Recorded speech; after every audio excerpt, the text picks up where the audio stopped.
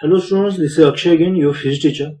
Last लेक्चरमध्ये आपण fluid स्टॅटिक्सला end केलं होतं, थोडे सॉल्ड एक्झाम्पल्स घेऊन. आणि ह्याच्यामध्ये जेवढा सगळा पूर्ण सेक्शन झाला तो स्टॅटिक्सवर होता. म्हणजे फ्लुइड कशामध्ये होतं तर रेस्टमध्ये होतं. तर इथून पुढे जे आपण शिकणार आहे ते आपण बघणार आहे की फ्लुइड जेव्हा कशात असतं, मोशनमध्ये असतं, त्यावेळी काय असतं. ओके, डायनॅमिक्सचा अर्थ काय असतो? When we are talking about the cause of the motion, that is force. आणि फ्लुइडसाठी या फोर्सला पर युनिट एरिया जर तुम्ही म्हटला तर प्रेशरला आपण काय करतो? स्टडी करतो. ठीक आहे. So indirectly fluid dynamics is a study of the force or pressure that has been applied on the fluids. हे शिकताना सगळ्यात इम्पॉर्टंट पहिली गोष्ट जी आहे आपल्याला शिकायची आहे, that is characteristics of an ideal fluid. Okay, थोडी थिअरी मी तुमच्यावर बॉम्बार्ड करणार आहे, त्यानंतर आपण हे सगळं बघणार आहे. म्हणजे आयडियल फ्लुइड काय असतं आणि रिअल फ्लुइड काय असतं. तर आयडियल फ्लुइडच्या मी तुम्हाला 4 कॅरेक्टरिस्टिक्स सांगतो. आपल्या बोर्डच्या बुकमध्ये मे बी असतील भरपूर काय काय, पण ज्या सगळ्यात इम्पॉर्टंट आहे. पहिलं जे आहे ते streamline flow.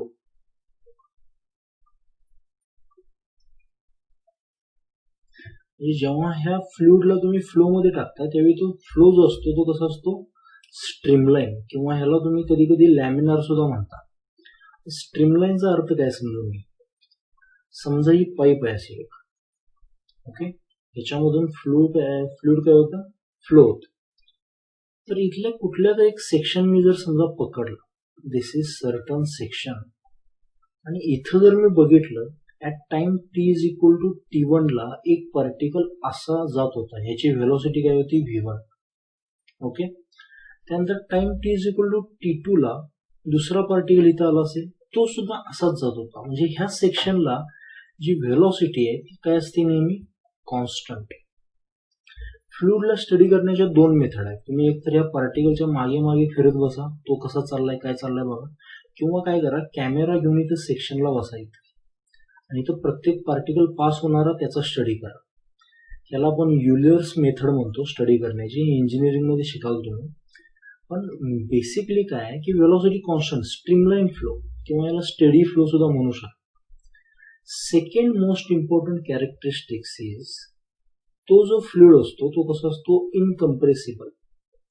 Actually real fluid जे असतात ते कम्प्रेस होऊ शकतात, पण we are talking about ideal fluid for the sake of simplicity of the calculations. त्यामुळे इनकम्प्रेसिबलचा अर्थ काय असणार? तर डेन्सिटी जी असते त्या फ्लुइडची, it never changes. Isn't it? Good. Now third one, that is non-viscous. तर ही विस्कोसिटी आपण जो सेक्शन बघणार आहे त्याच्यामध्ये बघणार आहे पण की विस्कोस नॉन विस्कस काय असतं. विस्कसचा अर्थ काय असतो समजून घ्या. की समजा असं ग्राउंड आहे, ह्याच्यावरून हे फ्लुइड असं फ्लो करतो. तर या फ्लुइडचे काय असणार? लेयर्स असणार काहीतरी असे. तर या प्रत्येक लेअर मध्ये काय असते? एक फ्रिक्शन असतं. म्हणजे हा वरचा लेअर समजा जर पुढे सरकत असेल तर हा मागच्या लेअरवर काय लावतो? म्हणजे हा मागच्या लेअर त्याच्यावर काय लागतो? एक अपोजिट फ्रिक्शन लावतो, आणि ह्या फ्रिक्शनला काय म्हणतो आपण? Non viscous. त्यामुळे या लेअर मधले जे व्हेलॉसिटीज असतात ते डिफरंट असतात. हे आपण बघणार आहे पुढे. नॉन विस्कसचा अर्थ काय आहे की there is no friction between the layers of the fluid. कळतंय? हँड रायटिंग थोडं समजून घ्या आता हे, कारण माझ्यासाठी प्रॅक्टिस आहे सगळी. आणि fourth, the most important is irrotational. तुला तुम्ही आयडियल फ्लो सुद्धा म्हणू शकता किंवा आयडियल फ्लुइड. म्हणजे समजा काय आहे, एखाद्या पाईप मध्ये समजा तुम्ही पाणी पास केलंय, तर इथं जर समजा एखादा दगड ठेवला असेल तर तो असा स्पायरल मध्ये जात नाही किंवा कुठलाही रोटेशनल इफेक्ट त्याच्यावर लागत नाही. त्याला काय म्हणतो आपण? Air rotational. ह्याला तुम्ही फ्लुइड सुद्धा म्हणू शकता, आयडियल फ्लुइड किंवा आयडियल फ्लो सुद्धा म्हणू शकता. हे जर त्याच्या 4 कॅरेक्टरिस्टिक्स असते मेनली, तर तो फ्लो कसा आहे? आयडियल. ओके, सेकंड जी कन्सेप्ट बघणार आहे आपण सगळ्यात इम्पॉर्टंट, त्याचं नाव आहे स्ट्रीमलाइन्स. ओके, काय म्हणतो त्याला आपण? स्ट्रीमलाइन्स. जसं आपण इलेक्ट्रिक फील्ड दाखवण्यासाठी जशा लाईन ऑफ फोर्सेस वगैरे दाखवतो, तसंच these streamlines are imaginary lines showing fluid flow. Okay, त्या कसल्या लाईन असतात? इमॅजिनरी असतात. त्या काय दाखवतात? फ्लुइड फ्लो दाखवतात. कळतंय? आणि त्यांचं जे कॉन्सन्ट्रेशन असतं सेम जे आपण ह्याच्यात बघितलं होतं, कशामध्ये? इलेक्ट्रिक फील्ड वगैरे मध्ये, की जास्त लाईन जिथं असतील त्याला आपण काय म्हणतो? कॉन्सन्ट्रेशन म्हणतो. ते देतं की त्या भागातली व्हेलॉसिटी काय आहे ते सांगतो. लगेच इमॅजिन होईल अशी अपेक्षा नका करू. म्हणजे for example me real fluid versus ideal fluid लिहितोय. तर लिहितो मी आयडियल फ्लुइड, नाही तर लिहितो रिअल फ्लुइड. ठीक आहे. आता हे आपलं ग्राउंड आहे दोन्ही केसमध्ये. ओके, ह्याच्यावरनी फ्लुइड काय होतं? फ्लो करतं इकडं. तर आयडियल मध्ये काय असतं? ह्याचे जे पार्टिकल असतात इथं, ओके, किंवा तुम्ही असं म्हणा की ह्या फ्लुइडचे जे लेअर असणार आहे आयडियल मध्ये, ह्याच्यामध्ये ह्यांची डेन्सिटी सेम आहे वगैरे सगळं ठीक आहे. आणि इथं जे आहे हे पार्टिकल ह्या ग्राउंडला चिटकून बसत नाही. ओके, त्यामुळं सगळ्या लेअरचं जे स्पीड असतं ते काय असतं? युनिफॉर्म असतं. समजतंय? आणि युनिफॉर्म असल्यामुळे काय होतं? किंवा समजा ह्याचं डेन्सिटी एकदम कमी आहे किंवा विस्कोसिटी नाहीच आहे याच्यामध्ये. आयडियल म्हणजे काय? विस्कोसिटी नाहीच आहे. त्यामुळे काय असणार? याचं स्पीड कसं असणार? युनिफॉर्म. कुठेही चिटकून बसणार नाही, कुठेही फ्रिक्शन लागणार नाही, काही नाही. सगळ्या लेअरचं स्पीड काय असणार? सेम असणार. त्यामुळं ह्या दोघांच्या ह्या लेअर मधलं जे स्पेसिंग आहे, किंवा आता ह्या फ्लोला तुम्ही डिफाईन करताना ह्या ज्या स्ट्रीमलाईन तुम्ही लाईन्स ड्रॉ केल्या, यांच्यातलं स्पेसिंग काय असणार? Same spacing, uniform spacing. म्हणजे हा फ्लो कसा आहे? Uniform flow. कळतंय? तसं रिअल फ्लुइड मध्ये होत नाही. रिअल फ्लुइड मध्ये काय होतं? इथं ग्राउंडला जे फ्लुइड पार्टिकल आहेत ते चिटकून बसतात, त्यामुळे ते स्टॉप होतात आणि त्याच्यावरचा लेअर पुढे सरकणार, म्हणजे हा त्याच्यावर फ्रिक्शन लावणार. म्हणजे इथं बॉटमला जे स्पीड असतं इट इज व्हेरी लेस, जे जवळपास झिरो असल्यासारखं असतं. आणि वर जे असतं स्पीड ते कसं असतं? मॅक्झिमम. त्यामुळे हे जे स्ट्रीमलाईन आपण ड्रॉ करतो, जिथं मॅक्झिमम आहे तिथं कॉन्सन्ट्रेशन जास्त असणार. जसं जसं खाली जाल तसं तसं कॉन्सन्ट्रेशन काय होत जाते? स्पेसिंग वाढत निघाले. म्हणजे इथं कॉन्सन्ट्रेशन कमी आहे म्हणजे स्पीड काय? कमी आहे. इथं कॉन्सन्ट्रेशन जास्त आहे त्यामुळे स्पीड काय? जास्त. स्ट्रीमलाइन्स काय दाखवतात? The concentration of streamline define velocity at that point. अजून एक आहे, समजा ही स्ट्रीमलाईन अशी ड्रॉ केली, तर यातल्या कुठल्याही पॉइंटला जर तुम्ही एखादी टँजंट ड्रॉ केली तर ती तुम्हाला व्हेलॉसिटी देते. ही पण एक गोष्ट आहे, हे आपण ऍडव्हान्स फिजिक्समध्ये किंवा तुम्ही इंजिनिअरिंगला वगैरे शिकाल ह्या गोष्टी. स्ट्रीमलाईन काय असतं ते समजून घ्या. ओके, हे जे मी सगळ्यात बेसिक कन्सेप्ट सांगतोय, मे बी तुम्हाला कुठल्या बुकमध्ये सापडणार नाहीत वगैरे, पण ह्या गोष्टी खूप इम्पॉर्टंट आहेत स्टडी करण्यासाठी. जसं स्ट्रीमलाईन बघितलं आपण, तसं अजून एक इम्पॉर्टंट कन्सेप्ट आहे, त्याला आपण म्हणतो व्हेलॉसिटी प्रोफाईल.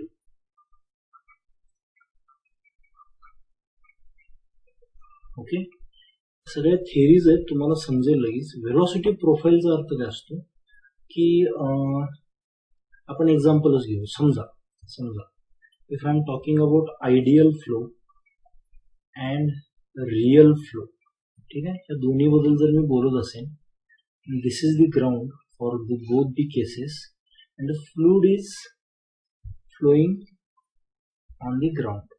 ठीक आहे, इथून असं फ्लुइड काय होतं? फ्लो करते. आता आयडियल मध्ये काय होतं? विस्कस फोर्स नसल्यामुळे या सगळ्यांच्या ज्या स्ट्रीमलाईन आहेत त्या इक्वी स्पेसटी असतात, अशा म्हणजे युनिफॉर्म स्पीड असतं सगळ्यांच्यातलं. त्यामुळं तुम्ही काय करू शकता की समजा एखादा सेक्शन घेतला मी, व्हेलॉसिटीला जर मी मॅग्निट्यूड दाखवला असा तर हे सगळ्यांचं जी व्हेलॉसिटी ती इक्वल आहे अशी बॉटमच्या शेलला, कारण काही ॲडिशन नाही काही नाही.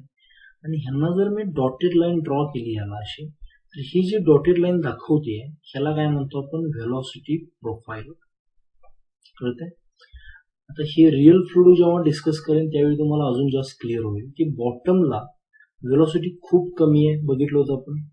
जसं जसं वर येत जातं तुम्ही त्यावेळी व्हेलॉसिटी काय होते, वाढत वाढत जाते. Why? Because of the viscous force, isn't it? आणि ह्या तुम्ही जेव्हा डॉटेड लाईन हे जेव्हा जोडता तुम्ही ह्याला काय म्हणतो आपण, velocity profile. Velocity profile in case of ideal fluid it is vertical, and velocity profile in case of real fluid it is inclined one.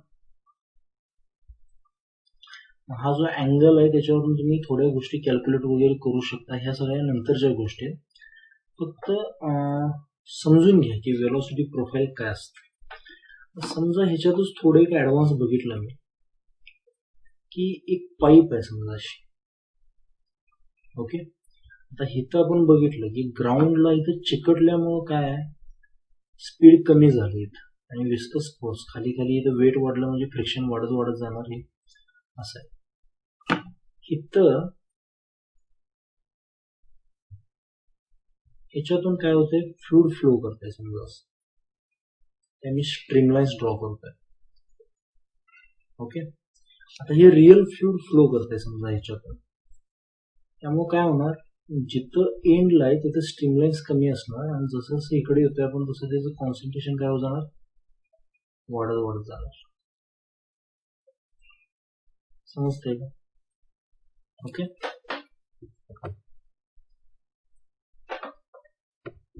Sorry,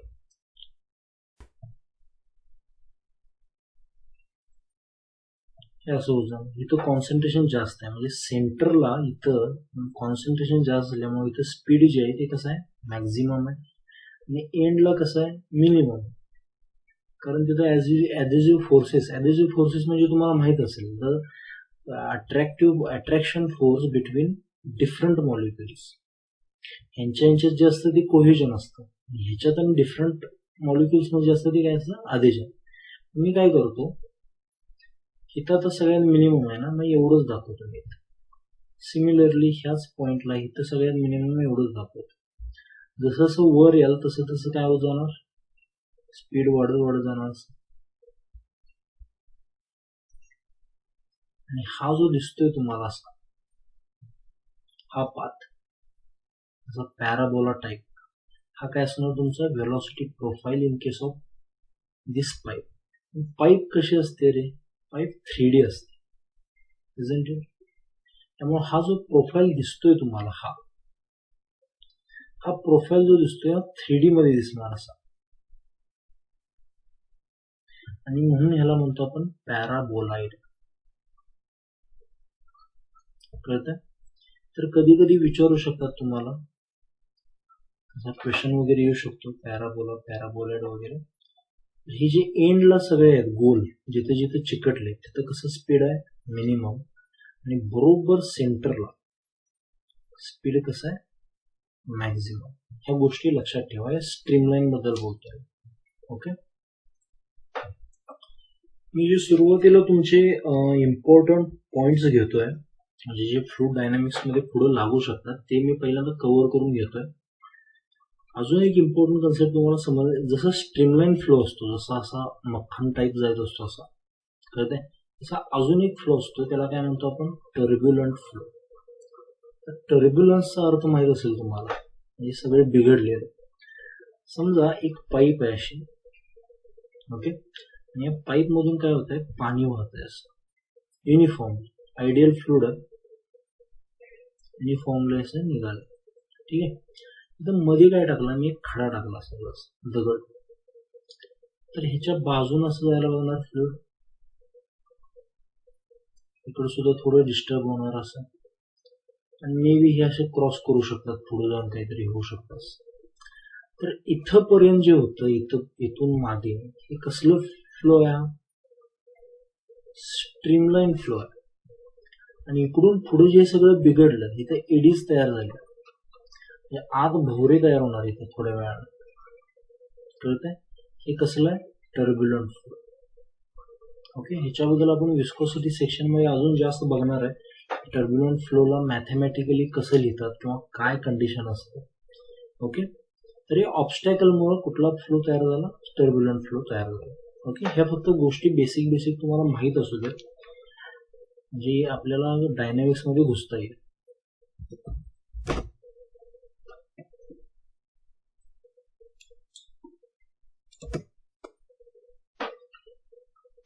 next इथून आपला चॅप्टर म्हणजे ऍक्च्युअली फ्लुइड डायनॅमिक्स सुरू होतं. त्याला काय म्हणतो आपण? ह्या जो सेक्शन आपण स्टडी करणार आहे it is called as equation of continuity. ठीक आहे, युलरनं हे फाइंड केलं होतं. म्हणजे ह्याच्यासाठी खूप अजम्पशन आहेत, जसं की आयडियल फ्लुइड वगैरे अजून भरपूर गोष्टी आहेत त्या. पण आपण फक्त हे कशासाठी डिफाईन केलेलं आहे? स्ट्रीमलाईन फ्लोसाठी, बरं का. जे आपण इक्वेशन आता स्टडी करणार आहे पुढं ते फक्त कुठल्या फ्लोसाठी? स्ट्रीमलाईन फ्लोसाठी, लॅमिनार फ्लोसाठी. टर्ब्युलंट साठी वगैरे होल्ड करत नाहीत. कळतंय?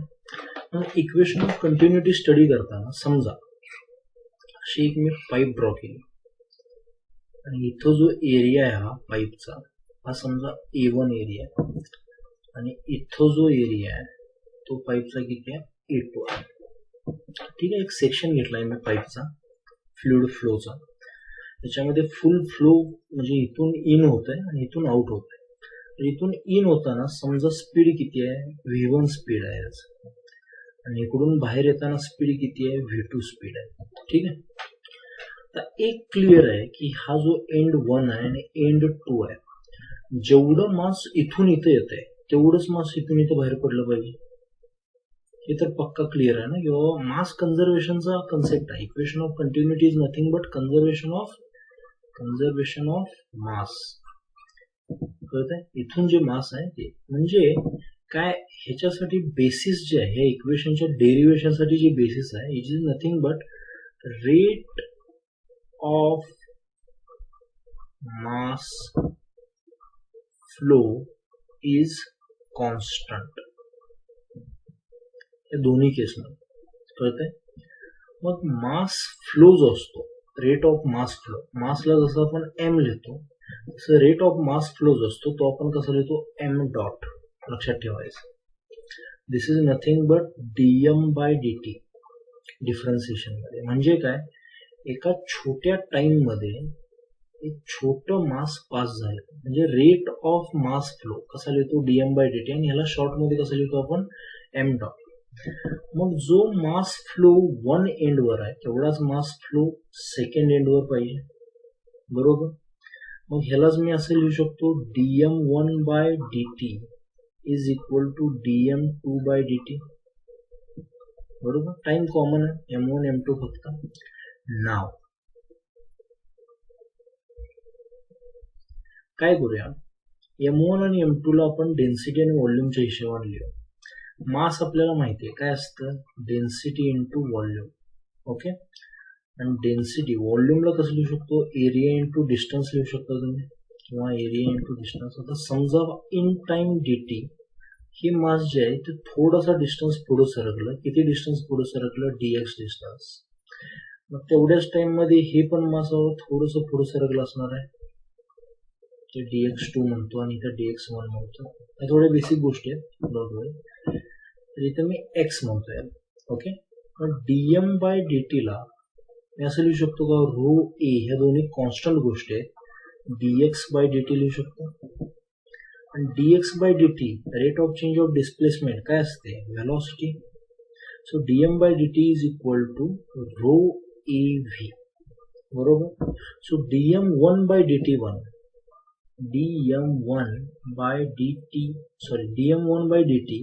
is it will be rho a1 v1 and dm2/dt will be rho a2 v2.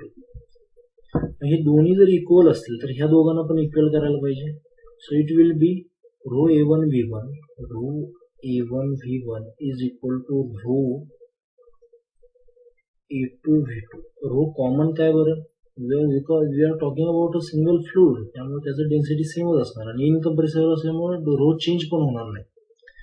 So the final equation here we are getting is this, and this is called as equation of continuity, EOQ, is A1 V1 is equal to A2 V2, कहते और area is inversely proportional to velocity at that section. हे लक्षात ठेवायचं. म्हणजे बघा, समजा एखाद्या pipe मधून, या पाईपाचा काहीतरी एरिया आहे, 2 मीटर्स पर सेकंड पाणी इकडे फ्लो करते. तुम्ही कधी तर असा समोरचा एरिया हा दाबला असेल, म्हणजे छोटासा गेला असेल याला हाताने, आणि त्यावेळी बघितलं असेल की स्पीड वाढले, 10 मीटर्स पर सेकंड वगैरे भरपूर स्पीडनं जातं. बघा, आपण पाणी फवारताना वगैरे हे करतो, समोरचं तोंड असं दाबतो, म्हणजे इथला एरिया काय केला, कमी केला, त्यामुळे व्हेलॉसिटी काय झाली, वाढली. येते लक्षात. पण रेट ऑफ फ्लो काय सेमच आहे, फक्त या दोघांच्यात खेळतोय आपण, बाकी काय नाही. येते लक्षात. So A1 V1 is equal to A2 V2. समझते हैं? This A1 or L, the product of area and velocity is also called as rate of flow.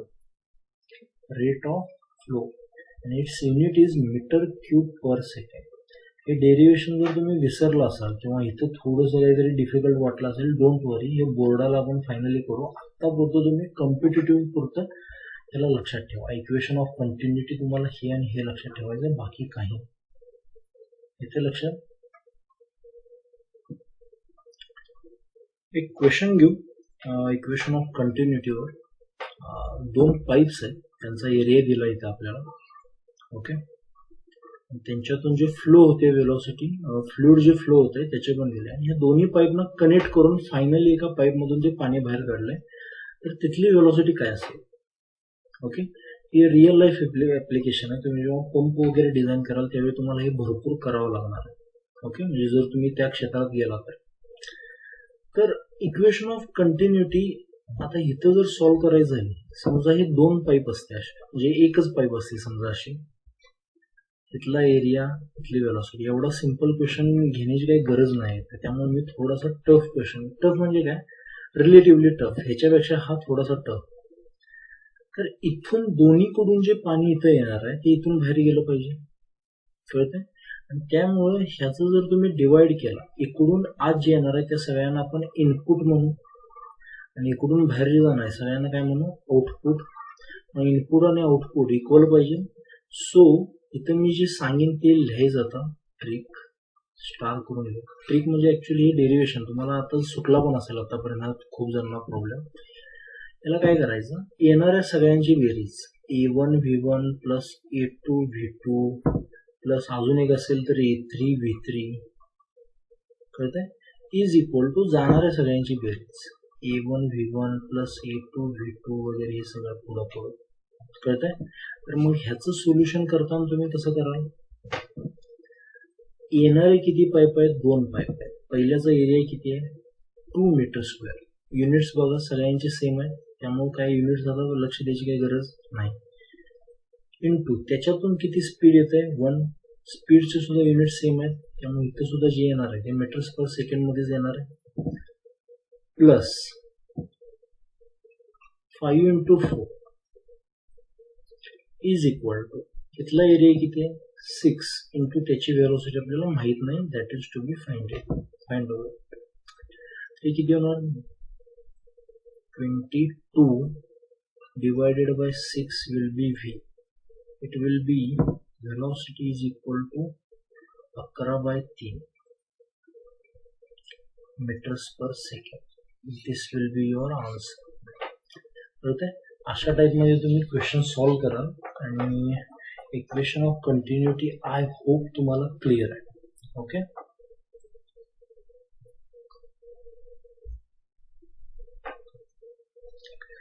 Let's take one more question. हा खूप पॉप्युलर क्वेश्चन आहे जो JEE ला आला होता. Okay, त्याच्यामध्ये खूप छान लॉजिक आहे, ते आपल्याला ऍक्च्युली डिस्कस करायचं आहे, त्यासाठी मी हा क्वेश्चन घेतला. तुम्ही बघितलं असेल कधी कधी चावीतून जेव्हा पाणी येतं बाहेर, म्हणजे एकदम हळूहळू जेव्हा तुम्ही याला टर्न करता, सुरुवातीला जे पाणी येतं तो कसला फ्लो असतो, लॅमिनार फ्लो असतो, एकदम शांत. जर तुम्ही तोटी वाढवली, समजा फिरवली, तर एकदम टर्ब्युलंट फ्लो होतो. But equation of continuity turbulent फ्लोला ट्रू होल्ड करत नाही. त्यामुळे आपल्याला लॅमिनार फ्लो म्हणजे एकदम हळू येताना पाणी डिस्कस करायचं. तर जेव्हा असं असतं त्यावेळी काय होतं की इथं जे पाण्याची ही विड्थ तेवढीच ही खाली राहत नाही. आणि हे कशामुळे होतं, थोडंसं लॉजिक तुम्ही काय करा, जरासं डोकं लावून विचार करा कशामुळे होत असेल. खाली खाली जाईल तसं पाण्याचा जो हा डायमीटर दिसतोय तुम्हाला, हा काय होतो, किंवा हा जो एरिया दिसतोय हा कमी कमी होत जातो. का होत असेल, समजा इथं एरिया काय आहे, A1 आहे, ओके, आणि इथं एरिया A2 आहे. आणि हा क्लिअरली जर तुम्ही इथं बघितलं तर A1 is greater than A2 आहे. हे असं का होत असेल विचार करा. ओके, पॉज करून विचार करा वाटलं तर. लक्ष द्या, इथून जेव्हा पाणी बाहेर पडत असेल त्यावेळी काहीतरी स्पीड असेल त्याला V1, आणि इथं जेव्हा असेल त्यावेळी स्पीड काय असणार, V2. जेव्हा V1 चा V2 कन्वर्ट होत असेल, कशामुळे कन्वर्ट होत असेल, ऍक्सेलरेशन ड्यू टू ग्रॅव्हिटी. आणि ह्या ऍक्सेलरेशन ड्यू टू ग्रॅव्हिटीमुळे V1 वाढतो आणि किती बनतो, V2. So V2 is greater than V1 due to acceleration due to gravity. त्यामुळे इनव्हर्सली काय होतं, A2 लेसर दॅन A1 होतं. A2 laser than A1. कळतंय. मग आपल्याला जर इथला एरिया काढायचा असेल, हे किती आहे असं तुम्हाला फाइंड आउट करायचं असेल, तर कसं कराल तुम्ही find out. We know that A1 V1 is equal to A2 V2. कधीपर्यंत, जोपर्यंत हा लॅमिनार फ्लो आहे तोपर्यंतच. So in this case the A2 will be A1 upon V1 by V2. अशा टाईपमध्ये तुम्ही हे सिंपल आहे, जर काही एवढं अवघड नाही. लॉजिक इथं रेस्ट करते, कळतंय. त्यामुळे असे लॉजिक लावायला शिका. हे असा आला होता, हे बऱ्यापैकी जणांनी लिहिलं होतं आन्सर, पण बऱ्यापैकी जणांना हे पण माहित नव्हतं की ऍक्च्युअली हे का होतंय असं, कळतंय. हे तुम्ही आन्सर लिहू शकता, त्याच्यानुसार लॉजिक समजून घ्या काय आहे. Okay, so I hope equation of continuity is clear to you. Next lecture पासून आपण बर्नॉलीज इक्वेशनवर डिस्कस करू. Okay, fine. So have a good day guys. Stay home, stay safe.